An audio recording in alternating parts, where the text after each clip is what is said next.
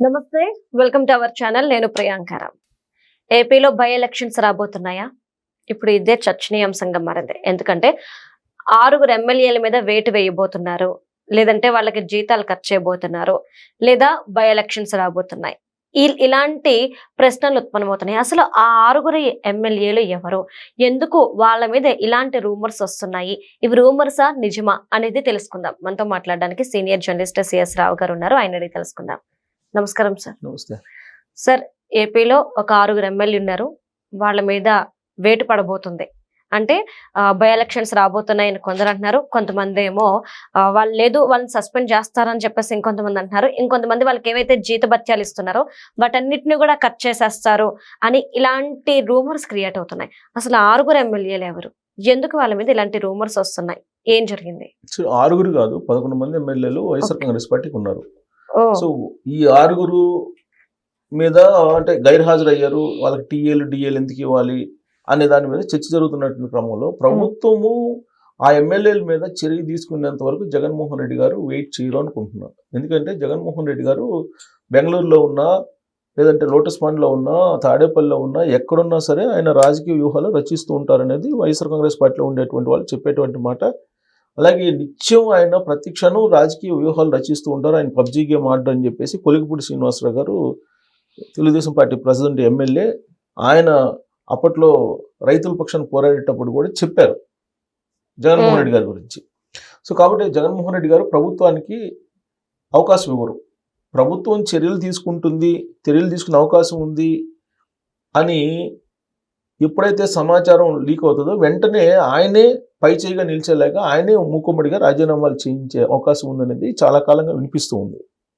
So 11 మంది ఎమ్మెల్యేలు including Jaganmohan Reddy గారు మొత్తం రాజీనామా చేసి ఈ ప్రభుత్వం మీద నిరసన వ్యక్తం చేసి బై ఎలక్షన్స్కి వెళ్ళడానికి సిద్ధపడే అవకాశం ఉంది. ప్రభుత్వం టీఏలు డిఏలు కట్ చేసేదాకా జగన్మోహన్ రెడ్డి గారు ఉండరని చెప్పేసి ఆయన గురించి బాగా తెలిసినటువంటి వాళ్ళు భావిస్తున్నటువంటి అంశం.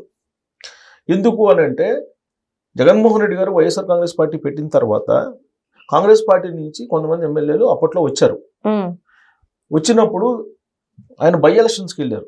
ఎందుకు బై ఎలక్షన్స్కి వెళ్ళారంటే, జగన్మోహన్ రెడ్డి గారు పార్టీ పెట్టారు, అసలు ఆ పార్టీ బలం ఎంత, ఆయన బలం ఎంత అనేది అప్పట్లో మాట్లాడుకున్నారు. అందుకని కాంగ్రెస్ పార్టీ నుంచి పొలోమని వెళ్ళలేదు. అప్పుడు వెళ్ళింది 23 మంది 24 మంది వెళ్ళారు. వాళ్ళందరి చేత రిజైన్ చేయించేసి ఎలక్షన్కి వెళ్తే దాంట్లో కొంతమంది గెలిచారు, ఒక 2-3 గెలవల. అప్పుడు జగన్మోహన్ రెడ్డి గారి బలం ఉంది, వైఎస్ఆర్ కాంగ్రెస్ పార్టీకి బలం ఉంది అని చెప్పి ఒక ఇండికేషన్ ప్రజల్లోకి తీసుకెళ్లారు.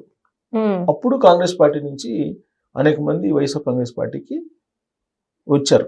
దాంతో 2014 ఎన్నికల్లో ప్రధాన ప్రతిపక్ష నాయకుడిగా, బలమైనటువంటి నాయకుడిగా అసెంబ్లీలో కనిపించారు జగన్మోహన్ రెడ్డి గారు. ఆ తర్వాత 2019 ఎన్నికల్లో ముఖ్యమంత్రి కాగలిగారు. ఇవన్నీ ఈ ప్రస్తావన అంతా ఎందుకు జరిగింది? ఆ రోజున ఎమ్మెల్యేలతో రాజీనామా చేయించి తన బలం ఏంటో నిరూపించుకోబట్టి ఇది మొత్తం జరిగింది. ప్రతిపక్ష నాయకుడు ఆ తర్వాత సీఎం కాగలిగారు. ఇప్పుడు 2019 ఎన్నికల్లో ఒక ఛాన్స్ అడిగితే ప్రజలు ఇచ్చారు, ప్రజలను మోసం చేశాడు అనేది ఇప్పుడు తెలుగుదేశం పార్టీ ప్రభుత్వం, కూటమి ప్రభుత్వం చెప్తుంది. అందుకే ఈయన ఎప్పుడు కూడా ఆంధ్రప్రదేశ్ ప్రజలు ఆయనకు అవకాశం ఇవ్వరు అని చెప్తుంది. దాంతో ఇప్పుడు ఉన్నటువంటి 39% ఓట్ బ్యాంక్ కూడా ఆ పార్టీకి ఉండదు. అప్పుడంటే కొత్త ఆయన మడమ దప్పని, మాట దప్పని, విశ్వసనీయతతో కూడినటువంటి రాజకీయాలు చేస్తారు అని చెప్పి వైఎస్ఆర్ గారిని ఊహించుకుంటూ రాజశేఖర రెడ్డి గారిని ఈయనకు ఓటేశారు. సో ఈ 39% కూడా 2024 ఎన్నికల్లో మళ్ళీ ఆయన అధికారంలోకి వస్తారని ప్రచారం పెద్ద ఎత్తున చేశారు కాబట్టి వచ్చింది. కానీ ఆ పర్సంటేజ్ అసలు ఇప్పుడు లేదు. ఇప్పుడు ఆ పర్సంటేజ్ ఉండదు వైఎస్ఆర్ కాంగ్రెస్ పార్టీకి. ఎందుకంటే ప్రతిపక్షంగా అవకాశం లేదు, ప్రజలు అవకాశం ఇవ్వలేదు. ప్రతిపక్షంగా 11 మంది ఎమ్మెల్యేలు ఉన్నారు. ఈ 11 మంది ఎమ్మెల్యేలు వాళ్ళ బాధ్యతను మళ్ళీ నిర్వహించట్లేదు, ఇంక్లూడింగ్ జగన్మోహన్ రెడ్డి గారు. జగన్మోహన్ రెడ్డి గారు ఆ ఎమ్మెల్యేలని వెళ్ళమంటలేదు. ఒకరు మీరు వెళ్ళాలంటే కనుక వెళ్ళండి అని చెప్తున్నారు తప్పితే ఆయనేమో వెళ్ళి మీరు పోరాడండి, మీ నియోజకవర్గ సమస్యలను పరిష్కరించుకోండి, అక్కడ సమస్యలను వెలుగెత్తి చాటండి అని చెప్పట్లేదు. సో మొత్తం మీద అసెంబ్లీకి వీళ్ళు దూరంగా ఉంటున్నారు, గైర్హాజరు అవుతున్నారు. ఇలాంటి పరిస్థితుల్లో అసలు ప్రతిపక్షం హోదా ఇవ్వకపోయినప్పటికీ కూడా వీళ్ళకి ఇంకా కూడా మార్పు రాలేదు అని ప్రజలు భావిస్తే ఆ 39% కూడా నెక్స్ట్ వచ్చే ఎలక్షన్లు వస్తుందా రాదా అనేటువంటి ఒక ప్రచారం కూటమి ప్రభుత్వం తీసుకెళ్తుంది. ఇప్పుడు 11 మంది ఎమ్మెల్యేలు ఉన్నారు. ఈ 11లో ఈసారి ఎన్ని వస్తాయి అనేది కూడా తెలియట్లా. ఇప్పుడు అసలు పులివెందుల్లోనే జడ్పీటీసీ ఎన్నికలు కానీ లేదంటే రీసెంట్గా జరిగినటువంటి జడ్పీటీసీ ఎన్నికలు, అలాగే అక్కడ ఉండేటువంటి మున్సిపల్కి సంబంధించినటువంటి ఎన్నికల్లో కూడా, అంటే మేయర్ ఎన్నికల్లో కూడా కడపలో వైఎస్ఆర్ కాంగ్రెస్ పార్టీ వెనకబడింది. ఇలాంటి పరిస్థితుల్లో ఒంటిమింట్లో కానీ పులివెందుల్లో కానీ వెనకబడినటువంటి సిచ్యువేషన్లో అసలు ఆ పార్టీ అసలు పులివెందుల్లోనే లేదు. జగన్మోహన్ రెడ్డి గారి సొంత కాన్స్టిట్యున్సీలోనే బలహీనంగా ఉందని చెప్పి ప్రజల్లోకి వెళ్ళిపోయినటువంటి తరుణంలో ఇప్పుడు అసలు ఆ పార్టీ పరిస్థితి ఏంటి, ఆ పార్టీ ఉండదు అనేటువంటిది ఈ మధ్యకాలంలో కూడా బలంగా తీసుకెళ్తుంది ప్రజల్లోకి. అందుకే నేను బలంగా ఉన్నాను, నా పార్టీ బలహీనంగా లేదు, నేను రాజకీయంగా చాలా బలంగా ఉన్నాను, 2024 కంటే కూడా నేను బలంగా ఉన్నానని నిరూపించుకోవాలంటే ఒకటే ఒక అవకాశం ఆయనకుండేది. ఏంటి? 11 మంది ఎమ్మెల్యేలు మూకుమ్మడిగా రాజీనామా చేయాలి. రాజీనామా చేసి బై ఎలక్షన్స్కి వెళ్ళి ఆ బై ఎలక్షన్లో ఆయన గెలవాలి. అప్పుడు స్ట్రెంగ్త్ ఎంత స్ట్రెంగ్త్ ఉంది ఆ పార్టీకి అనేది అర్థమవుతుంది. ఆ కాన్సెప్ట్లో ఆయన రాజీనామా చేయించేటువంటి అవకాశం ఉంది ఆయనతో సహా అనేది చాలా కాలంగా వినిపిస్తుంది. అయితే ఇప్పుడు ప్రభుత్వం ఏం చేస్తుంది?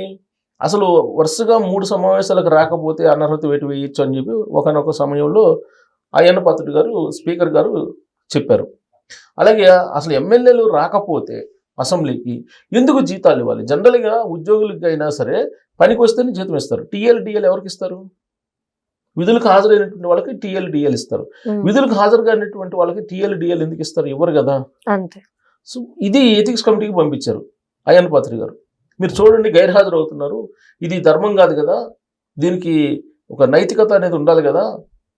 ప్రజల పక్షాన ప్రజలు వాళ్ళు ఎమ్మెల్యేలు ఎంచుకుంటే వాళ్ళు అసెంబ్లీకి రాకుండా వాళ్ళు జీతాలు బత్యాలు ప్రోటోకాలు వాళ్ళ హోదాను అనుభవిస్తున్నారు. కాబట్టి వీళ్ళని మనం కంటిన్యూ చేయాలన్నా, లేదంటే వీళ్ళకి కావాల్సినటువంటి జీత బత్యాలు పెన్షన్లు ఇవన్నీ ఇవ్వాల్సిన అవసరం ఉందా, మీరు తేల్చండి అని చెప్పి ఎథిక్స్ కమిటీకి పంపించారు. ఎథిక్స్ కమిటీ సమావేశం అయ్యింది, 2-3 సమావేశాలు అయ్యింది, ఇంకా నిర్ణయం తీసుకోవాలి. నిర్ణయం తీసుకునే అవకాశం ఉంది.